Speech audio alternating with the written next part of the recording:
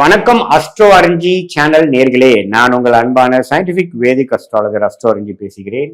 நல்லது நினைப்போம், நல்லதே நடக்கும். இந்த வீடியோவில் நம்ம என்ன பார்க்க போறோம்னா, சிம்ம ராசிக்காரர்களுக்கு 2026 ஆங்கில புத்தாண்டு எத்தகைய ஒரு ஆண்டாக இருக்க போகுதுங்கிறது சயின்டிபிக் வேதிக் அஸ்ட்ராலஜி முறையில எந்த விதத்திலும் மிகைப்படுத்தாமல், பரிகாரங்கள் அது மாதிரி மூட நம்பிக்கைகளை போகாமல் உள்ளது உள்ளவாறு உங்களுடைய கர்ம பலன் இந்த ஆண்டு இருக்கக்கூடிய ஆண்டு கிரகத்தின் சஞ்சாரம் மூலமாகவும் அமைப்புகள் மூலமாகவும் எந்த மாதிரி ஒரு தாக்கத்தை கொடுக்கக்கூடிய அமைப்புகள் இருக்கு, சிம்ம ராசிக்கு என்னென்ன மாதிரி கிரகங்கள் அமைப்புகள் உண்டு, கோச்சாரத்துல எப்படி மாறுது அப்படிங்கிறதெல்லாம் ஒரு பொது பலனாக 26 ஆங்கில புத்தாண்டு முழுவதும் 12 மாதங்கள் எப்படி இருக்குதுங்கிறது நம்ம இப்போ சயின்டிபிக் வேதிக் அஸ்ட்ராலஜி முறையில பார்க்க போறோம். இப்ப பாருங்க, சிம்மராசிக்காரர்களுக்கு அஷ்டம சனி 2025 ஏப்ரல் மாதத்திலிருந்தே நடந்து கொண்டு இருக்கிறது. அதுல 26 ஸ்டார்ட் ஆகும் பொழுதே பார்த்தீங்கன்னா அஷ்டம சனியில தான் ஸ்டார்ட் ஆகிறாங்க.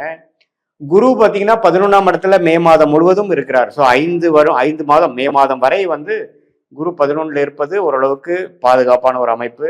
அஷ்டம சனியை ஓரளவுக்கு கண்ட்ரோல் பண்றதுக்கும் ஒரு சப்போர்ட்டான ஒரு அமைப்பாக இருக்கிறது. ராசிக்குள்ள கேது 7ஆம் இடத்துல ராகு. ஸோ எந்த இடத்துல போனாலும் பிரச்சனை தான். ஏன்னா ஒரு பக்கம் அஷ்டம சனி நடந்து கொண்டிருக்கிறது, ஒரு பக்கம் ராகு கேதுகள் ராசியை சூழ்ந்து இருக்கிறார்கள். ஸோ அப்படிங்கிறப்போ நண்பர்கள், நட்பு வட்டாரங்கள், குடும்பம், கணவனா இருந்தா மனைவி, மனைவியா இருந்தா கணவன், இது மாதிரி எல்லா விஷயங்களும் பார்த்தீங்கன்னா ஒரு மாதிரி பிரச்சனைக்குரிய ஒரு அமைப்பாகவே போகக்கூடிய அமைப்புகள் கொடுக்கக்கூடிய அமைப்புகள் இருக்கு. கொஞ்சம் எல்லாமே கொஞ்சம் கேர்ஃபுல்லா போகணும். இதுல குருவின் பார்வை 7ஆம் இடத்துல இருக்கிறதுனால கொஞ்சம் கண்ட்ரோல்ல இருக்கும். ஸோ முதல் 5 மாதங்கள் பார்த்தீங்கன்னா ஓரளவுக்கு பரவாயில்லை. அஷ்டம சனியை கண்ட்ரோல் பண்ற மாதிரியும் ஓரளவுக்கு தன்மைப்படுத்துற அளவுக்கும் இருக்கக்கூடிய கிரக சூழ்நிலைகள் இருக்கு. இதுல பாருங்க, கொஞ்சம் லாபங்கள் எடுத்து கொஞ்சம் கடனை அடைக்கக்கூடிய தொழிலதிபர்கள் கொஞ்சம் கடனை குறைச்சிக்கணும். குடுக்கல் வாங்கல்ல சில இக்கட்டான ஒரு விஷயத்த முடிச்சுக்கணும், சரி பண்ணிக்கணும் இந்த 5 மாதங்கள். ஏன்னா மாணவர்களா இருந்தாலும் சரி, இளைய வயதினராக இருந்தாலும் சரி, சீனியர் சிட்டிசனாக இருந்தாலும் சரி, மிடில் ஏஜ் பீப்புளாக இருந்தாலும் சரி, ஒரு மாதிரியான ஒரு டிரான்சிஷனரி பீரியடாக தான் இந்த சிம்மராசிக்கு அஷ்டம சனி கொடுத்து கொண்டு இருக்கிறது. இந்த நேரத்தில் அதிக ரிஸ்க் எடுக்கிறது, நம்ம சரி அப்புறம் பார்த்துக்கலான்ட்டு ஒரு பெனிஃபிட் ஆஃப் டவுட் கொடுத்து வாழ்றதெல்லாம் பார்த்தீங்கன்னா ஒரு இக்கட்டான ஒரு சூழ்நிலை கொடுக்கக்கூடிய அமைப்புகள் இருக்கிறதுனால கொஞ்சம் கேர்ஃபுல்லாக போகக்கூடிய அமைப்புகள் தேவைப்படுகிறது. ஜூன் மாதத்துக்கு அப்புறம் பார்த்தீங்கன்னா குரு 12ஆம் இடத்துக்கு உச்சம் பெற்று அஷ்டம சனியில் இருக்கக்கூடிய அந்த 8ஆம் வீட்டில் இருக்கக்கூடிய சனியை பார்த்து தன்மைப்படுத்துறார், திட்பலம் கொடுக்கிறார், சுபத்துவப்படுத்துறப்போ கொஞ்சம் ஏதோ ஒரு இடத்துல இருந்து பணங்கள் எதிர்பார்க்கக்கூடிய பணம் பொருள் நமக்கு உதவி செய்து நமக்கு சில பிரச்சனைகள் சால்வ் ஆகக்கூடிய அமைப்புகள் உண்டு. அது சுப விரயமா இருக்கலாம், போட்ட இன்வெஸ்ட்மெண்ட் பெரிய லாபத்து மூலமாக இருக்கலாம், அதே சமயத்தில் நமக்கு வர வேண்டிய பணமா இருக்கலாம், நம்ம இதுவரை நம்ம கடந்த 3-4 வருஷமாக நம்ம செய்த ஒரு உழைப்புக்கு வரக்கூடிய ஒரு அமைப்பாக இருக்கலாம். இதெல்லாம் ஓரளவுக்கு உச்ச குருவாக 12ஆம் இடத்துக்கு நமக்கு சில நிவர்த்தனை, சில பிரச்சனைகள், சில கடன் பிரச்சனை, குடுக்கல் வாங்கல் பிரச்சனை, ஃபினான்ஸ் விஷயங்கள், அதே மாதிரி வெளிநாடு போகணும்னு எதிர்பார்க்குறவங்களுக்கு வெளிநாடு வாய்ப்புகள், கொஞ்சம் இம்போர்ட் எக்ஸ்போர்ட் இருக்கிறவங்களுக்கு நல்ல ஒரு பிரேக் த்ரூ, கொஞ்சம் இடம் மாற்றங்கள் மூலமாக ஒரு நல்ல பெனிஃபிட், இது மாதிரி விஷயங்கள்லாம் கொஞ்சம் கொடுக்கக்கூடிய அமைப்புகள் இருக்கு. பட் என்னதான் இருந்தாலும் ராசிக்குள்ளேயே கிட்டத்தட்ட டிசம்பர் முதல் மாதம் வரைக்கும் ராகு கேதுகள் இருக்கும் பொழுது இந்த பழகிறது அன்றாட நீங்க வாழ்க்கையில மீட் பண்ற கொலீக்ஸ், கஸ்டமர்ஸ், நண்பர்கள், அசோசியேட்ஸ், பங்குதாரர்கள், குடும்பத்தினர் எல்லாமே பார்த்தீங்கன்னா கொஞ்சம் உங்களுக்கு சாதகமாக, உங்களுக்கு ரொம்ப பிடித்த மாதிரி ஒரு அமைப்புகள் கிடைக்கும், ஒரு பிஹேவியர் வரும், ஒரு உறவு இருக்குங்கிறது நம்ம சொல்ல முடியாது. இந்த நேரத்தில் தெரியாத ஒரு நபர்கிட்ட போய் நம்ம ஏமாறுறது, ஆண்களாக இருந்தால் ரொம்ப கவனமாக பெண்களோட ஏதோ ஒரு புதுசாக தெரியாதவங்களோட நீங்கள் ஒன்று கொஞ்சம் க்ளோஸாக பழகுறீங்கன்னா நம்ம யாரோட நீங்கள் பழகுறீங்க, என்ன பண்ணுறீங்கன்னு தெரிஞ்சு பண்ணணும். அதே மாதிரி பெண்களாக இருந்தால் நம்ம தேவையில்லாமல் ஒருத்தரை நம்பி ஏமாந்துடக்கூடாது.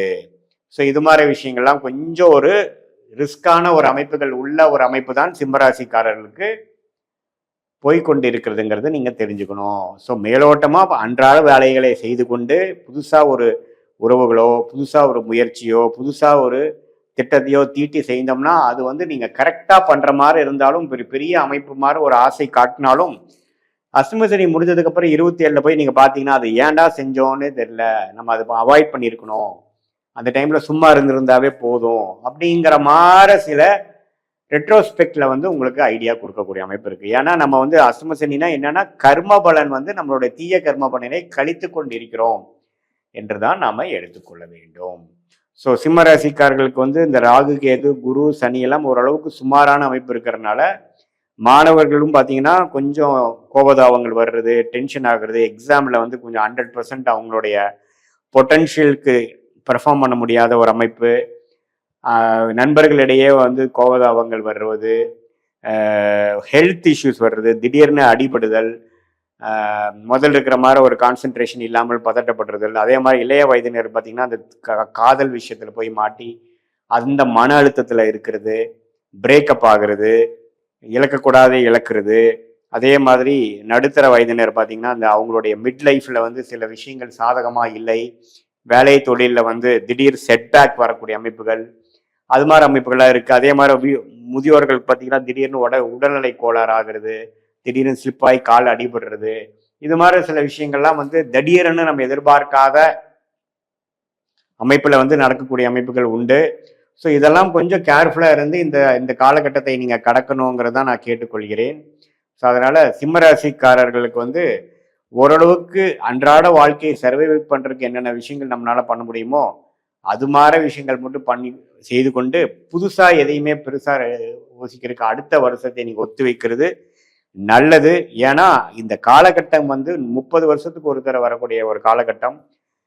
நம்பி பேராசைப்படும் பொழுதும் பெரிய ஒரு விஷயம் நினைச்சு போய் ஒருத்தரோட பழகிறதும் திடீர்னு நமக்கு வந்து அது தேவையற்ற ஒரு விஷயமாக பிற்காலத்தில் நம்ம பார்க்கும் பொழுது நமக்கு மனசை வருடுற மாதிரியும் கை சுடுற மாதிரியும் தேவையற்ற ஒரு கசப்பை கொடுக்குற மாதிரியும் கொடுக்கக்கூடிய அமைப்பு இருக்கிறதுனால இது கவனமாக இருக்கணும். இது ஒரு பொதுவான பலனே தவிர உங்களுடைய பிறந்த தேதி, பிறந்த நேரம், பிறந்த ஒரு வைத்து வரக்கூடிய ஜென்ம ஜாதகம் எது மாதிரி ஒரு அமைப்புல இருக்குதுங்கிறதை வைத்து அந்த தசாபுக்திகள் உங்களுடைய ஜாதகத்துல வரக்கூடிய தசாபுக்திகள் சிறப்பா ஒரு ராஜயோக திசையா இருக்கும் பொழுது நான் சொன்ன தீய பலன்கள் குறைவாகவும் ஓரளவுக்கு சுமாரான திசை தான் போயிட்டு இருக்குங்கிறப்ப நான் சொன்ன இந்த மாதிரி சாதகமற்ற பலன்கள் கொஞ்சம் தூக்கலாகவும் இருக்கக்கூடிய அமைப்புகள் இருக்கு.